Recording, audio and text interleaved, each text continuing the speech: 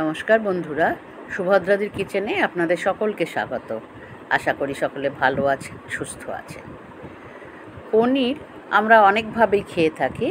আজকে আমি একটু অন্যভাবে তৈরি পনিরের একটা রেসিপি দেখাবো।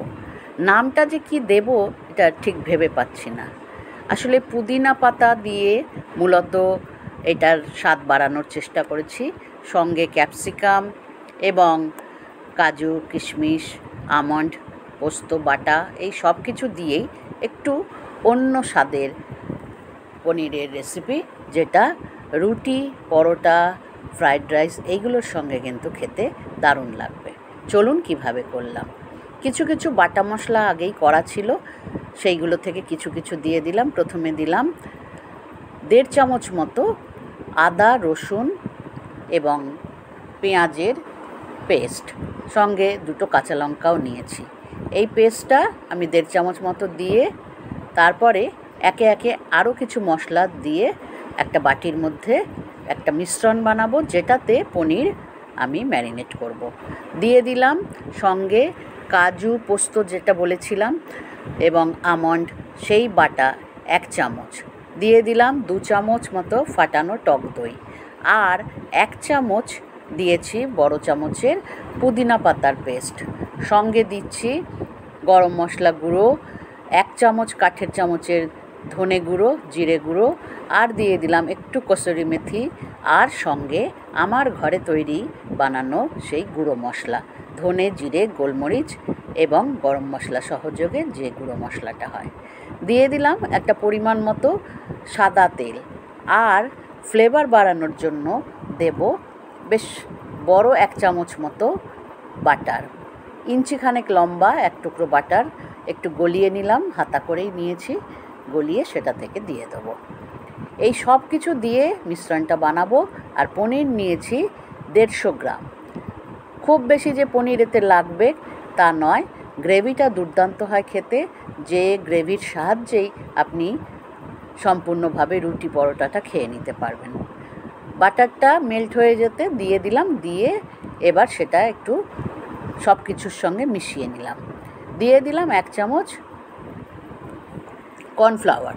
কর্নফ্লাওয়ারটা দিলে এটা ম্যারিনেট যেটা পনিরকে করবে সেটা বেশ একটু ধরে রাখার, বাইন্ডিংয়ের কাজ করবে। দিয়ে দিলাম এবার টুকরো টুকরো করে কেটে রাখা পনিরগুলো। ভাজার কোনো দরকার নেই, ম্যারিনেশন হবে এর মধ্যেই। এবং এটা যদি আপনি ঘন্টাখানেক রাখতে পারেন তাহলে খুব ভালো হয়। যদিও খুব তাড়াহুড়ো থাকলে 10 মিনিট মতো রাখলেও হয়ে যাবে, তবে যতক্ষণ বেশি রাখবেন তাতে কিন্তু ম্যারিনেশনটা ভালো হবে, পনিরের ভেতরে নুন মশলাটা ঢুকবে। আমি একটা ঢাকনা দিয়ে চেপে মোটামুটি ঘন্টাখানেক রেখেছিলাম। ঘন্টাখানেক পরে দেখুন পনিরগুলো কিন্তু বেশ ডুবো ডুবো, একটু ফোলা মতোও হয়েছে আগের থেকে।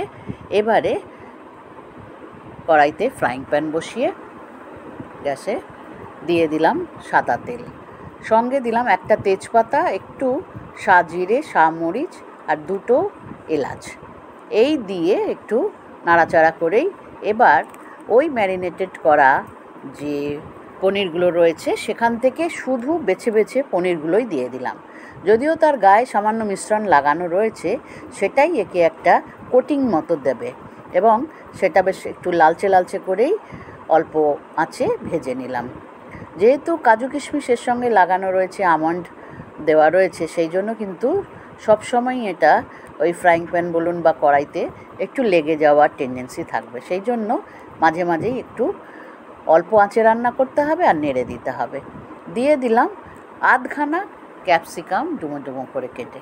ক্যাপসিকামটা ম্যারিনেট করলেও চলতো, আমার তখন মনে ছিল না, আমি ওই জন্য পরের দিকে দিলাম। দিয়ে সামান্য নেড়ে চেড়ে এবারে বাকি যে মিশ্রণটা পড়েছিল পনির তুলে নেওয়ার পর সেইটা দিয়ে দিলাম। এছাড়া আলাদা কোনো মশলা অ্যাড করার কোনো প্রয়োজন নেই। এর সুন্দর গন্ধেই একটা আলাদা স্বাদ আনবে এই রান্নাটার মধ্যে। এত সুন্দর পুদিনা পাতার পেস্টের গন্ধ বেরিয়েছে, সঙ্গে রয়েছে কাজু কিশমিশ বাটা বা রয়েছে টক দই, সব কিছু মিলিয়ে দুর্দান্ত স্বাদের এই রেসিপিটি কিন্তু একটু অন্যরকম স্বাদ আনবে আপনার মুখে। একঘেয়ে পনির খেতে খেতে যখন বোর হয়ে যাবেন তখন কিন্তু এটা করেই খেতে পারেন। সেই মশলাটা দিয়ে একটু নাড়াচাড়া করে যখন দেখবেন ফ্রাইং প্যানে লেগে আসছে, এবার সেই বাটি ধোয়া জলটা দিয়ে দেবেন। জলটা আন্দাজ মতোই দেবেন, যতটা গ্রেভি রাখতে চান, তবে ঘন এটা হবে সেইটা আন্দাজ করেই জলটা বাড়াবেন। দিয়ে দিলাম আন্দাজ মতো নুন।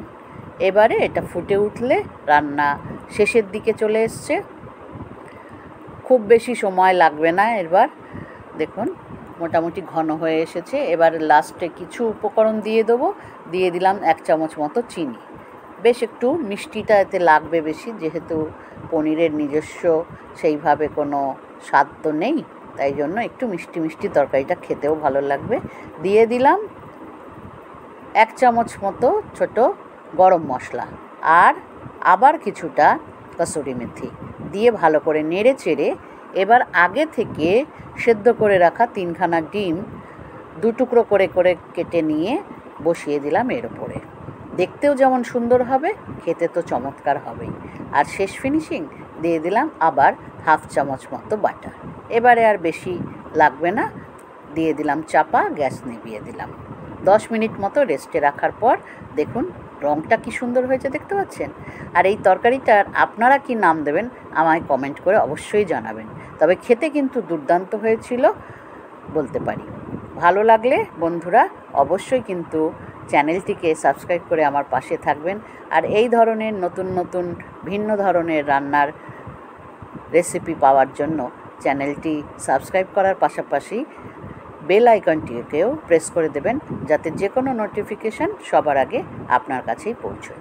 কথা বলতে বলতে পরিবেশন করার জন্য একটা বাটিতে আমি তরকারিটাকে ঢেলে নিলাম। দেখুন বন্ধুরা দেখতে কত সুন্দর হয়েছে। সত্যিই কিন্তু এই রকম একটা অনবদ্য রেসিপি মাঝে মাঝে খেতে কিন্তু খুবই ভালো লাগে। ধন্যবাদ।